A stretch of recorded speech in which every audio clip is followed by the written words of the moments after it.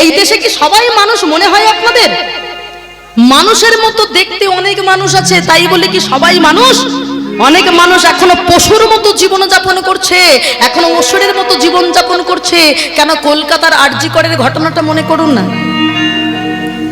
দেশের সর্বস্ত প্রান্তরে সবাই জেনে গেছে একটা মেয়ের প্রতি যে অপরাধ, যে অন্যায় অত্যাচার, কোন মূর্খ সমাজ করেনি, কিন্তু একটা শিক্ষিত সমাজের মানুষ, শিক্ষিত সমাজের একদল মানুষ হয়ে এমন একটা অপরাধমূলক কর্ম করে ফেললো। আজকে যে মায়ের পূজা এসেছি উনিও কিন্তু প্রকৃতি। তাহলে আমরা মায়ের পুজো দেই, অথচ আমরা আর যে সকল মা রয়েছে আমরা তাদেরকে সম্মানের চোখে দেখি না। আমার মা কি ভাবছেন তার পূজা গ্রহণ করে? কখনো করবেন না। মনে রাখবেন মা, এই যে দেশে যে অরাজকতার সৃষ্টি হয়েছে, সারা দেশে দেখুন আন্দোলন চলছে। আজকে আমরা মেয়েদেরকে, মায়েদেরকে মায়ের চোখে দেখতে পাচ্ছি না। স্বয়ং বাবা দক্ষিণেশ্বরে যিনি ছিলেন, যাকে পাগলা ঠাকুর বলতো, রামকৃষ্ণ পরমহংসদেব নিজের স্ত্রী মা সারদা দেবীকে কখনো নিজের স্ত্রীর চোখে দেখেনি, বউয়ের চোখে দেখেনি। নিজে বসিয়ে পুষ্পাঞ্জলি দিয়েছিল মায়ের চরণে, বলেছিল, শোনো সারদা, তুমি আমার কাছে কখনো সন্তান চেও না, তুমি একটা মায়ের, একটা সন্তানের মা হতে চাও না জগতে তুমি সকল সন্তানের মা হতে চাও? তাই আমি তোমাকে মাতৃজ্ঞানে, মাতৃ চোখে দেখি। সেই জন্য নিজে কিনা তার চরণে পুষ্পাঞ্জলি দিল। আর আজকে আমরা কলিহত মানুষ এই সুন্দর বাংলার মাটিতে জন্মগ্রহণ করলাম, অথচ আমরা মেয়েদেরকে, সকল মাকে মায়ের চোখে দেখতে পারি না। ওই জন্যই তো বলছে বাবা, পশুবৃত্তি মানব জাতি করছে যে পালন, অজ্ঞানতার অন্ধকার পরিপূর্ণ মন, এরা পাপ পূর্ণ ভালো মন্দ পশু জানে না। কি বাবা, পশু কোনটা পাপ, কোনটা পুণ্য, কোনটা ভালো, কোনটা খারাপ জানে? পাপ পূর্ণ ভালো মন্দ পশু জানে না, আর মানব জাতি জেনেও তাহা মেনে চলে না। ইউনিভার্সিটি ডিগ্রি এদের আছে কত শত, তথাপি আর চলন বলন যেন মূর্খের মতো নয় কি? আজকে যে আমরা যে ডাক্তারখানায় গিয়ে, কোন ভরসায় ডাক্তারখানায় যাবেন এবার থেকে? শরীর যখন আছে বাবা, রোগ তো হবেই। আর ডাক্তারখানায় যেখানে আমরা ডাক্তার, তারপরে ডাক্তারকে জায়গা দেই বাবা। আগে ভগবানকে ডাকি, তারপরে যদি দ্বিতীয় কেউ বাঁচাতে পারে সে হলো ডাক্তার। সেই ডাক্তারখানায় কিনা আজকে মানুষের জীবনের এতটা দুর্নীতি, এতটা দুরাগ্রস্ত অবস্থা। তা সেটাই বলছে, এরা দেখতে এরা শিক্ষিত, শিক্ষার হার বেড়েছে ঠিকই, কিন্তু প্রকৃত অর্থে মনের থেকে শিক্ষিত কেউ হয়ে উঠতে পারে।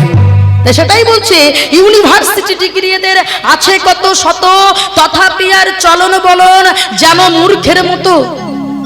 এরা বাদরের আদর বেশি হচ্ছে সারা দেশে, এরা মাতা পিতার সেবা ছেড়ে এরা কুকুর কিনে পোষে। এমন কিছু মানুষ আছে এই বিশ্ব চরাচরে, হৃদয়ে ভরা নোংরা তাদের, এরা ভদ্রবেশে ঘুরে। ভদ্রবেশে ঘুরলে দেশে মানুষ বলে না, মানুষ হবে জাগবে যেদিন তোমার জ্ঞানের চেতনা নিতাই গৌর। এত দুরাচারী করে, এত অর্থ উপার্জন করে লাভটা কি? কি বাবা, যাদের জন্য করছেন, আমরা যাদের জন্য ভাবছি বিশাল বাড়ি গাড়ি করে যাব, সত্যিই কি তারা আমাদের কেউ? কেউ কিন্তু নয়।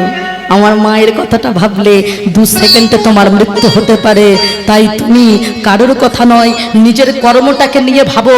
যতদিন পৃথিবীতে এসেছি অন্তত যেন ভালো করে মায়ের যেন সুসন্তান হতে পারি। আর কুসন্তান হলে মায়ের গলায় দেখেছেন তো সব মুন্ডমালা, বলে সন্তান বলে কি আর ফেলে দেব?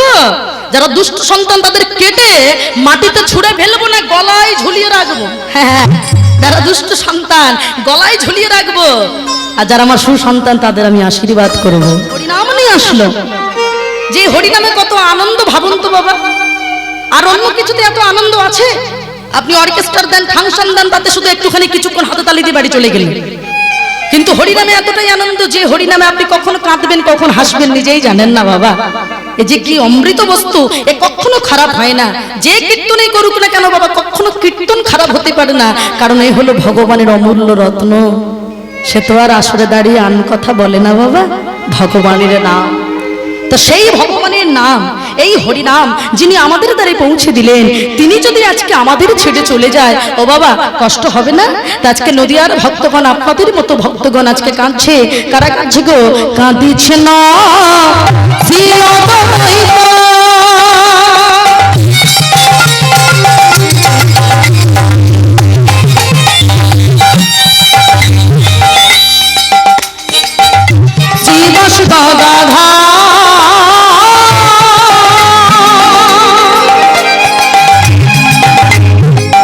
বাসুদেব কাঁদে যদি বাপে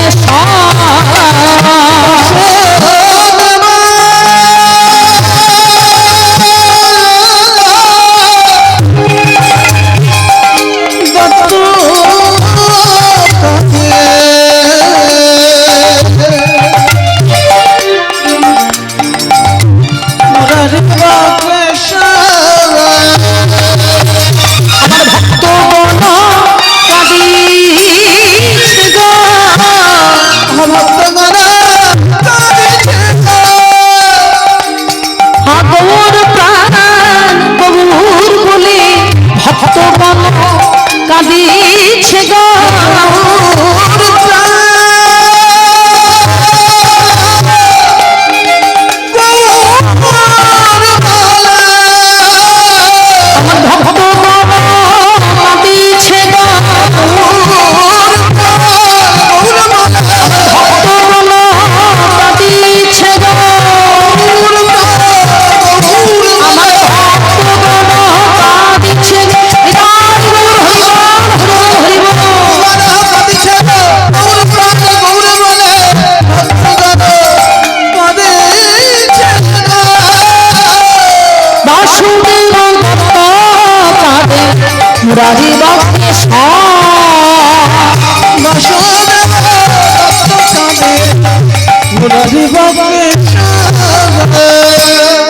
আজ সকল ভক্তগণে আজ কাঁদে, আজ গৌর হারা হয়ে। ওমা সকল ভক্তগণ তো কাঁদছে, কিন্তু আরো কে কাঁদছে জানো? যে হলো আমার নিতাই চাঁদ, সে যে কত ভালোবাসতো। ভাই যদি চলে যায় সে কতটা কষ্ট পায় বাবা। আজকে নিতাই চাঁদে কাঁদছে, আর আমার সচি মায়ের কাছে গিয়ে বলছে, মাগো তুমি আর কেঁদো না। হ্যাঁ গো বাবা, ও মায়েরা খুব ভালো করে ভাবেন, কোন সন্তান যদি, আমি যেমন আমার মাকে হারিয়েছি বলে কষ্ট পাচ্ছি, আর কোন মা যদি সন্তান হারায়, কি বলেন মা, কষ্ট পাবে না? তা আজকে কাঁদছে আমার নিতাই চাঁদ, মাকে প্রবোধ দিচ্ছে, বলে কাঁদিছে হরে দাস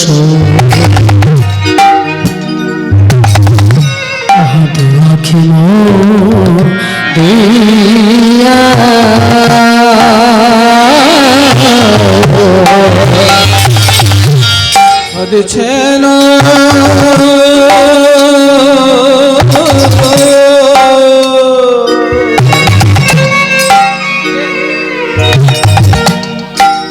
কাঁদিছেন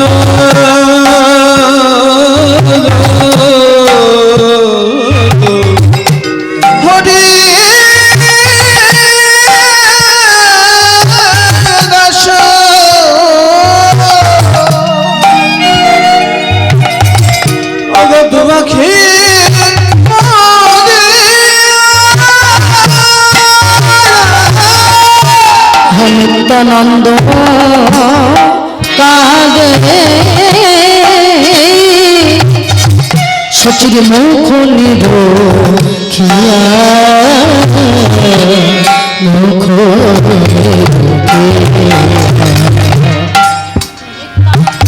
নিত্যানন্দ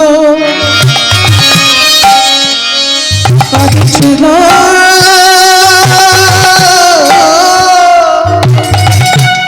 সচির মুখ নিরখিয়া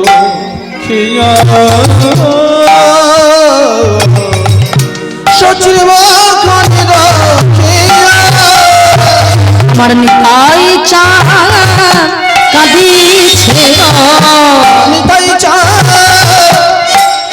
কাঁদিছে গো নিতাই চাঁদ কাঁদিছে গো। নিতাই কাঁদিছে গো আমার প্রাণের হাদা হয়ে নিতাই চাঁদ কাঁদিছে গো।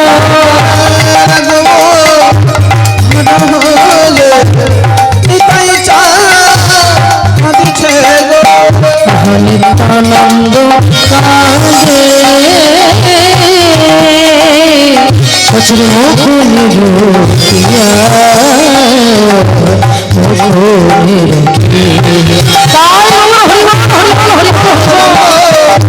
কাঁদিছে গো সচিরে মুখ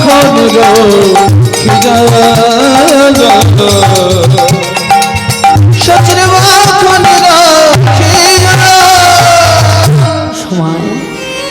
মা সচিমা আমার সুরধনী গঙ্গার তীরে দাঁড়িয়ে চিৎকার করে উঠল, হে মা সুরধনী গঙ্গা, তুমি এক মা হয়ে আর এক মায়ের বেদনা তুমি বোঝনি। আমার নিমাই যে তোমার বক্ষের উপর থেকে চলে গেল, প্রচন্ড শীতের মধ্যে তুমি আমার নিমাইকে আটকাতে পারোনি। এই জীবন আমি আর রাখবো না, ওই সুরধনী গঙ্গার জলে প্রাণ বিসর্জন দেব। এই বলে যেই না মা জলে ঝাঁপ দিতে যাবে, ঠিক এমন সময় নিত্যানন্দ প্রভু জড়িয়ে ধরেছে। নিমায়ে নিমায়ে বলে সুচি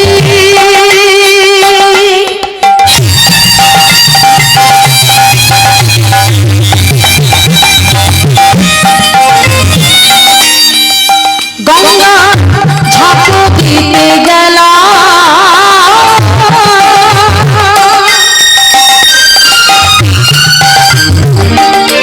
নিত্যানন্দ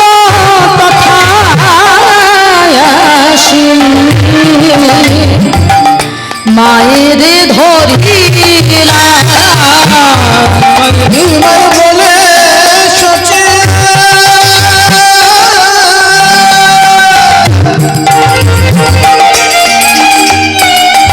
গঙ্গায় ঝাঁপ দিতে গেলা,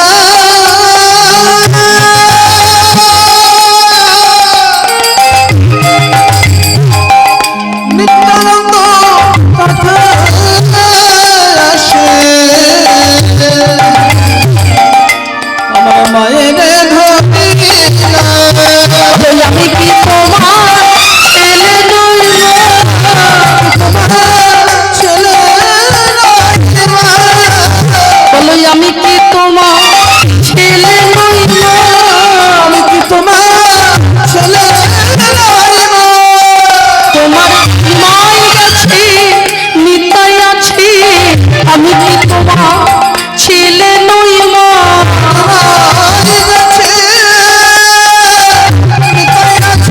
তুমি মরো না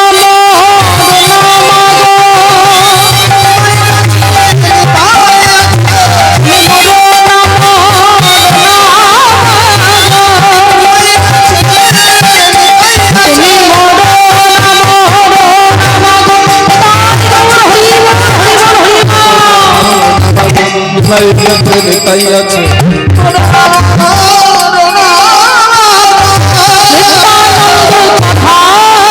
আসি মায়ের ধরিলা,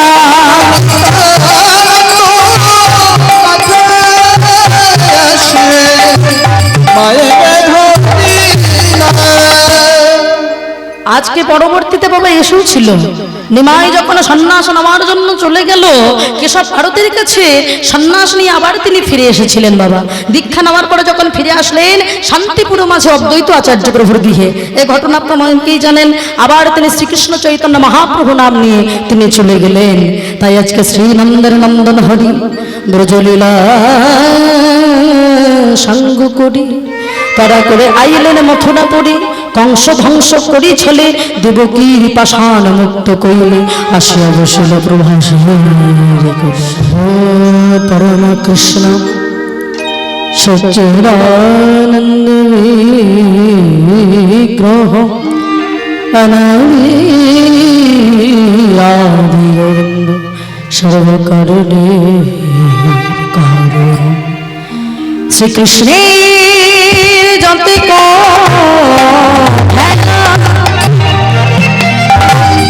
সর্বোত্তম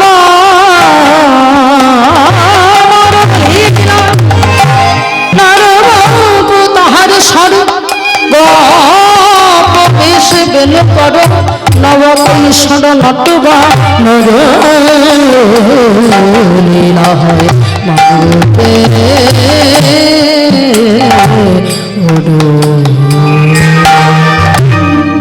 শ্রীমতী রাধারানী আমার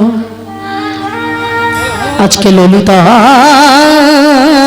সখীরে কণ্ঠ জড়িয়ে ধরে বলে, সখীরে তোরা তো জানিস আমি কেমন ঘরে বসবাস করি, কিন্তু আমার প্রাণবধূ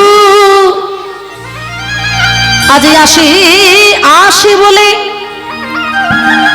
দেখতে দেখতে কত দিন চলে গেল, কত মাস চলে গেল, সেই যে কথা দিয়ে গেল, ওগো রাধে গো তোমার অঙ্গ পরশ করে যমুনার জলে করে নিয়ে কথা দিলাম আমি আজ আসি তবে কাল আসিব, আসি আসি করে আর আশা হলো না, দেখতে দেখতে কত বরস চলে গেল, পাঁচে পঞ্চগণ সিন্ধু বিন্দু তাহে তিথিতপি হরময়ী কেল, এত তো বলিয়া মাধব চলিয়া গেল, কোন তিষ্ঠতে নাহি ভেল। মানেটা কি? ও মায়েরা, কীর্তন শুনতে কঠিন মনে হয়, ভাবলে আস্বাদন করলে সব থেকে সহজ ভক্তের কাছে। কি বলছে? পাঁচে পঞ্চগুণ। ও মায়েরা, 5 দিয়ে যদি গুণ করা হয় 5 5 কত হবে? 5 2 বলেছি, 5 5 বলেছি, 5 5 কত হবে বাবা? 25। এবার বলছে পাঁচে পঞ্চগুণ সিন্ধু। সিন্ধু কথার অর্থ কি? সমুদ্র। ও বাবা, আমরা 5 যদি পঞ্চবান বলি, সমুদ্র কতই বলি? হ্যাঁ, 7 সমুদ্র, 8 বলেছে, আবার 2 থেকে ভর্তি হতে হবে, বলে 8 তো অষ্টবসু। হ্যাঁ, তাহলে 7 হলো কত? সমুদ্র। আচ্ছা, এবার বলছে তাতে বিন্দু সিন্ধু তাহে, তাহলে এবার সিন্ধুর পরে দিতে হবে একটা বিন্দু। বিন্দু মানে কি? শূন্য। তাহলে 7 পাশে যদি একটা শূন্য দেওয়া হয় তাহলে কত হবে? হ্যাঁ, 70। আর ওদিকে কত বলেছিলাম?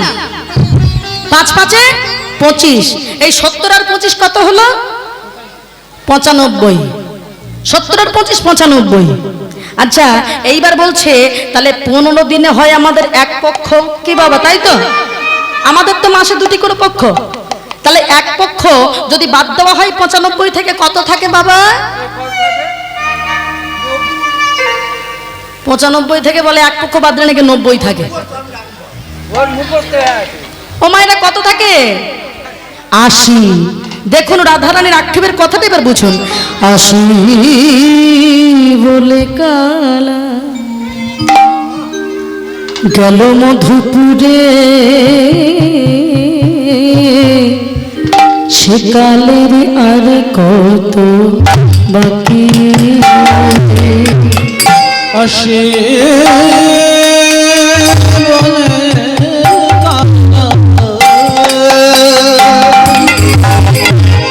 গেল মধুপুরে,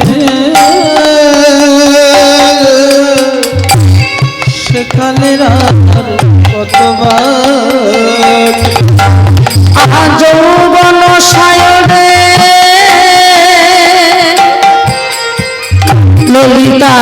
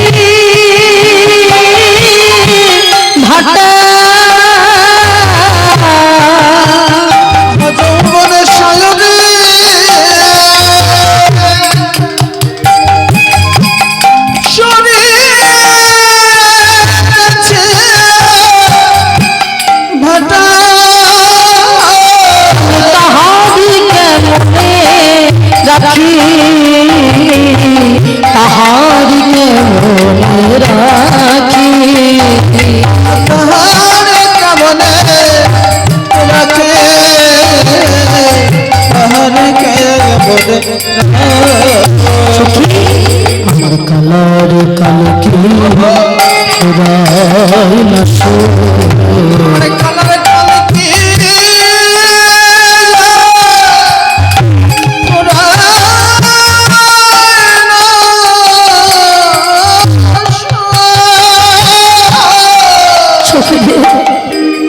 আমার কালার কাল কি এত বড় কালার কাল কি ফুরায় না কালার কাল কি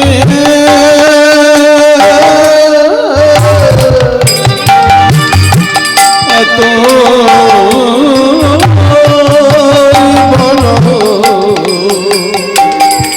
আমার কালার কাল কি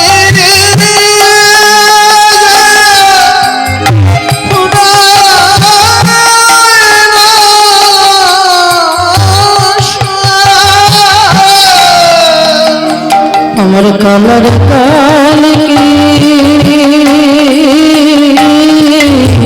এত বড় আমার কালার কাল কি ফুরায় না আমার কালার কাল কি